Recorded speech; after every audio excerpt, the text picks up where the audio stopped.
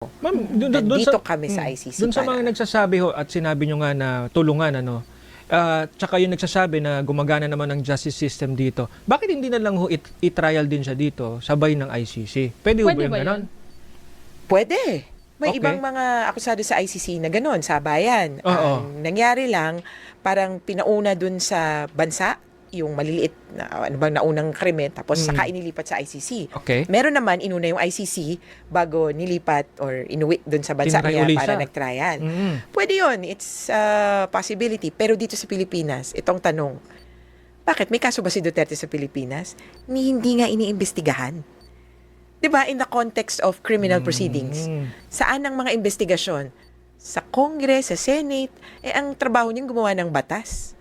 Walang criminal investigation laban kay Duterte. At umamin na mismo si Justice Secretary noon, Boying. Sabi niya, hindi kami makabuo eh. So, kaninong failure yon? At in large part, hindi dahil politika, pero dahil in the conduct of the killings, kailangan mong siguraduhin na walang ebidensya at kumbaga walang mananagot. Kumbaga yung mismong krimen, ang objective niya ay walang managot, walang makakitang iba. Alam mo, attorney, kanina parang buong araw kayo ini-interview kasi nakailang interview, dami ko naririnig. At isa doon sa Nakakaburyong mga... na ba?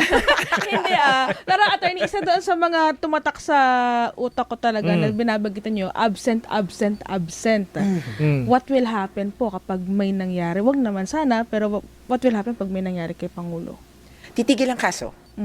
Kaya yan ang pinaka worst scenario para din sa mga biktima kasi as with any criminal proceeding, kapag namatay po ang isang akusado, isang suspect, titigil ang lahat laban as to himself.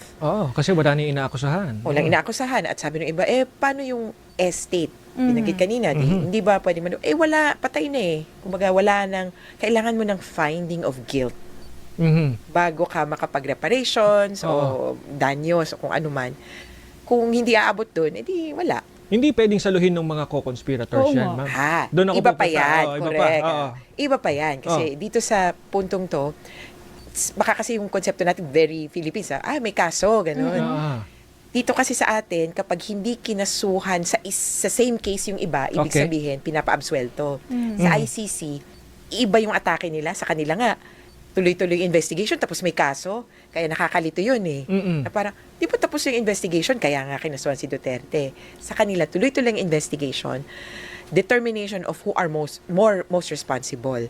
At pwedeng magkaroon ng iba pang kaso under the same investigation. So, hiwa-hiwalay. At pwedeng iba din yung krimen. Okay. Kasi kung kay Duterte ang patayan in the context of crimes against humanity, yun yung kaso sa kanya. Di ba sa war on drugs merong mga hinuli? So crimes against humanity in the acts of imprisonment, in the acts of persecution, in the acts of torture and other inhumane acts. Pwede dun sa iba. Okay, ma'am, since nandun tayo sa mga co-conspirators, Co-perpetrators. Co-perpetrators pala, co-perpetrators. So, ibig sabihin ho nito, ma'am, kung sakali man na sila naman ang sasalang sa ICC kung sila'y maaresto na, labasan ng warrant, mas mabilis ho ba ito o mas tatagal pa?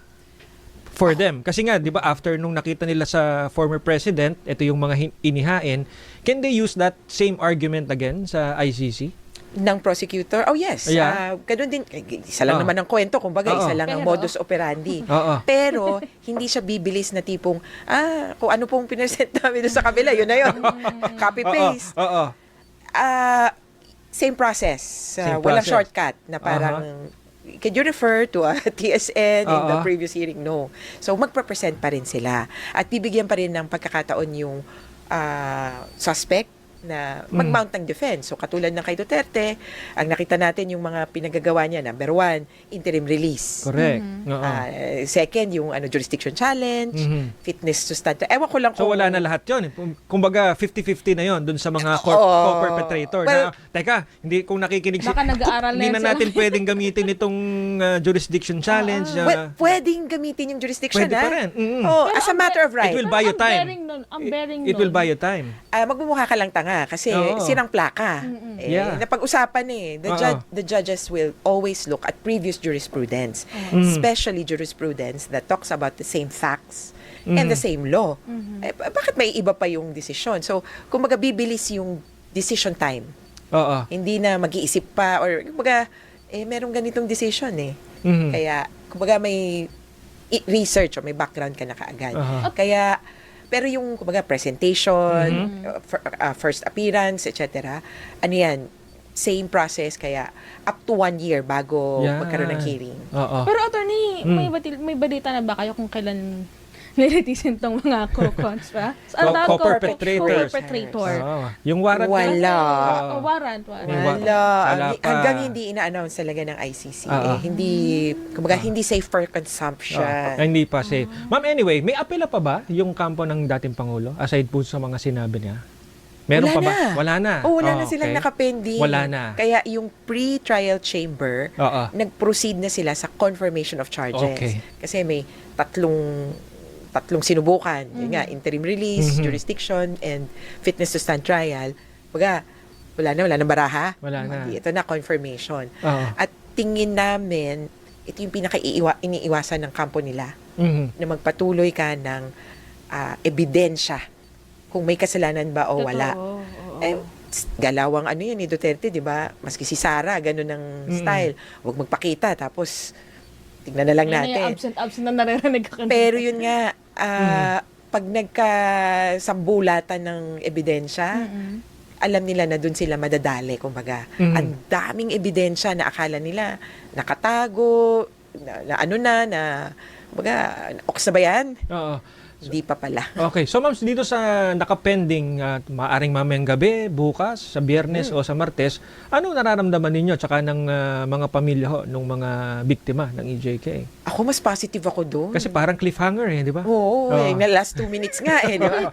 Oo. Kasi dito sa kanina, Mm. usapin ito ng batas. Ah. At kumbaga sa aming mga abogado, alam nyo naman, di ba? Pwedeng you can argue, it depends. Depends, Ganyan. yeah. Depende sa pagtingin mo at pananaw mo. Kaya yung kanina nga, maganda na point out na may dissenting opinion dun sa isang ground, yung isang judge. So, iba yung pagtingin niya. Pero in the end, okay din naman siya. May jurisdiction yung Pilipinas. Parang Correct. gano'n. So, iba't iba ng pinanggagalingan. Parang hugot, kumbaga. So, it could go any which way. Mhm. Yun talaga yung isang iniisip namin. Pero sa next week, kung sakasakali, oo nga, no? Dapat, ang ano pala, ano yan, the secret. Mamaya, dadating yung decision. So, pagbaba ng decision, ang basis niya, facts. Mhm. At yung facts na yun, nakita natin ng February. Abay, feeling ko kahit na sinong nanood, kahit pa hindi nag-i-English, Yeah. maghanap lang ng translator, oo nga, may video, may picture, ganito nangyari ang patayan at napapaniwala ako na may ebidensya para simulan ang hearing. Yung pa lang naman mababa pa nga lang yung standard of evidence that there should be substantial grounds to believe that there is evidence kumbaga, to support the holding of a trial. So, kung tumuloy ito